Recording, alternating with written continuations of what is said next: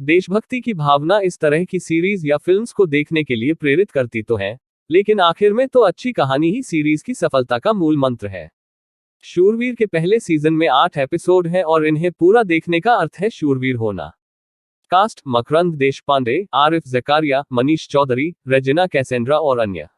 Director: Kanishka Verma. संगीत: शहजान शेख। शैली: action thriller. पर्दे पर 15 जुलाई 2022 डिज्नी हॉटस्टार। जैसे स्पोर्ट्स बायोपिक की कहानी में नवीनता ढूंढना अपराध है, वैसे ही आर्मी पर बनी किसी भी वेब सीरीज में नवीनता की अपेक्षा करना जुर्म ही है। आर्मी की कहानी पर आधारित फिल्म हो या वेब सीरीज, इसमें कुछ तत्व तो तयशुदा होते ही हैं। एक ऐसा अफसर जो अपना आखिरी मिशन हार चुका है, या जिसके अंतर्मन पर एक गलत निर्णय का बोझ हो। अचानक से देश पर एक ऐसे संकट का आना जिससे बचने के लिए सिर्फ उसी अफसर की जरूरत होती है। सरकार उस अफसर को पूरी छूट देती है कि वो जो चाहे कर सकता है, लेकिन उसे देश को बचाना ही है। अफसर भी छांट छांट कर ऐसे नमूने ढूंढता है जो कि देश को विनाश की कगार से बचा लाते हैं। इसमें एक आध मुसलमान सैनिक भी रखा जाता है ताकि धार्मिक एंगल कवर कर सके। दुश्मन अक्सर पाकिस्तान ही होता है। दुश्मन देश के सैनिक अक्सर मूर्ख और बिना ट्रेनिंग के नजर आते हैं, क्योंकि उनका काम भारत के सैनिकों की गोलियों से मरना होता है। अगर वायुसेना हो तो एलओसी भी होगी और हमारे सैनिक उस सीमा को पार करके ऑपरेशन को अंजाम भी देंगे और जिंदा लौट आएंगे। बस हीरो के जिंदा होने का पता सबसे आखिर में चलता है। इसी मिजाज की कहानी पर डिज्नी हॉटस्टार का एक बहुत महंगा सा शो रिलीज किया गया है जिसका नाम है शूरवीर। देशभक्ति की भावना इस तरह की सीरीज या फिल्म्स को देखने के लिए प्रेरित करती तो है, लेकिन आखिर में तो अच्छी कहानी ही सीरीज की सफलता का मूल मंत्र है। शूरवीर के पहले सीजन में 8 एपिसोड हैं और इन्हें पूरा देखने का अर्थ है शूरवीर होना। शाहरुख खान की फौजी से लेकर हाल ही में सोनी लिव पर रिलीज अवरोध 2 में मामला और फॉर्मूला इसी तरह का होता आया है। सर्जिकल स्ट्राइक के बाद जितनी भी फिल्में या वेब सीरीज आई हैं, सबकी सब एक सरकारी विज्ञापन की तरह ही लगने लगती हैं। शूरवीर में भी ऐसा ही कुछ होता है। भारत के राष्ट्रीय सुरक्षा सलाहकार मिलिंद फणसे मकरंद देशपांडे प्रधानमंत्री के सामने पाकिस्तान द्वारा किए गए एक आतंकी हमले की रिपोर्ट प्रस्तुत करते हुए कहते हैं कि एयरफोर्स के ग्रुप कप्तान रंजन मलिक मनीष चौधरी के प्रस्ताव ऑपरेशन हॉक को अनुमति दी जाए। हॉक में आर्मी, एयरफोर्स, नेवी और स्पेशल फोर्स के सबसे बेहतरीन सैनिकों को शामिल किया जाएगा और उन्हें देश की फर्स्ट रेस्पॉन्स यूनिट बनाया जाएगा। प्रस्ताव पर मंजूरी मिलती है और अलग अलग कैंडिडेट्स आना शुरू होते हैं। एक हुक्म न मानने वाला पायलट, एक उसका मुसलमान साथी, एक कमांडो, एक हेलीकॉप्टर पायलट और ऐसे ही कुछ सैनिक आकर हॉक समूह बनाते हैं। इसके बाद की कहानी पूरी तरह से देखी भाली है। पाकिस्तान का एक पूर्व जनरल आरिफ जकरिया भारत पर हमला करना चाहता है और पाकिस्तान का एक जासूस भारत की सुरक्षा में सेंध लगाकर मिसाइल सिस्टम के कोड चुराता है। विदेश से आयातित अत्याधुनिक और नए लड़ाकू विमानों का जखीरा हॉक टीम को दिया जाता है, जिसमें एक टेक्निकल गड़बड़ पकड़ी जाती है।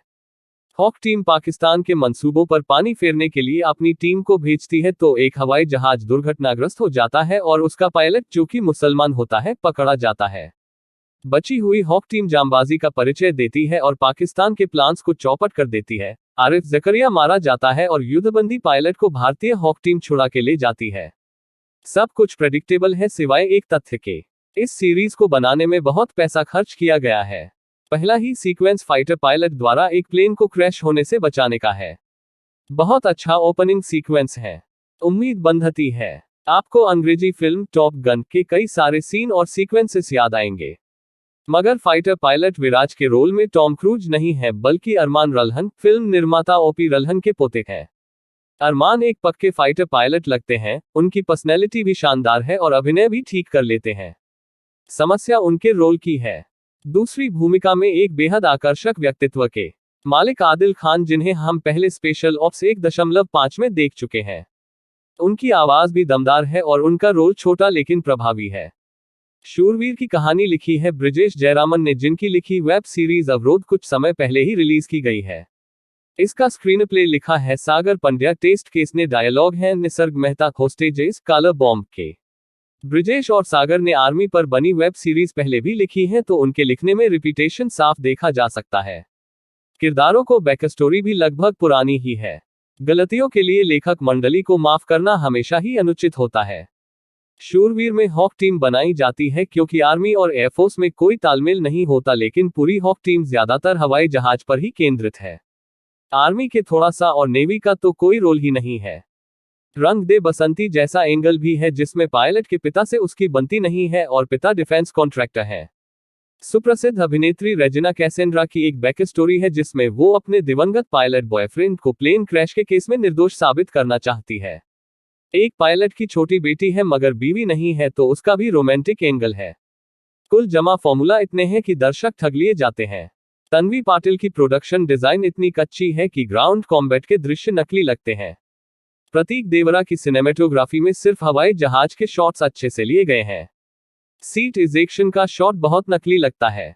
पाकिस्तान के सैनिकों की भारतीय सेना की गोलियों से मरने की ललक देखकर सिनेमेटोग्राफर पर गुस्सा आता है। एडिटर शक्ति हसीजा इस वेब सीरीज को संभालने में ही व्यस्त नजर आए, इसलिए एडिटिंग भी कुछ खास नहीं निकली। एक तरफ द फैमिली मैन, सीज, स्पेशल ऑप्स या उरी जैसे प्रोडक्शंस देखने को मिलते हैं तो लगता है कि अब शायद भारत में भी इंटरनेशनल लेवल का काम देखने को मिलेगा। तकनीकी स्तर पर तो शायद ये हो भी जाए लेकिन कहानी में फॉर्मूला से मुक्ति कब मिलेगी ये पता नहीं है। शूरवीर पूरा देखने तो शौर्य का काम है। परिवार के साथ इसे देखा भी जा सकता है लेकिन इसकी पटकथा इतनी गड्ढमड है और कई फॉर्मूले और पड़ गए हैं कि देखने वाले को कुछ भी होने से पहले सब पता होता है। धैर्य और शौर्य हो तो देखे लीजिए, वैसे नहीं भी देखेंगे तो कुछ दुख नहीं होगा।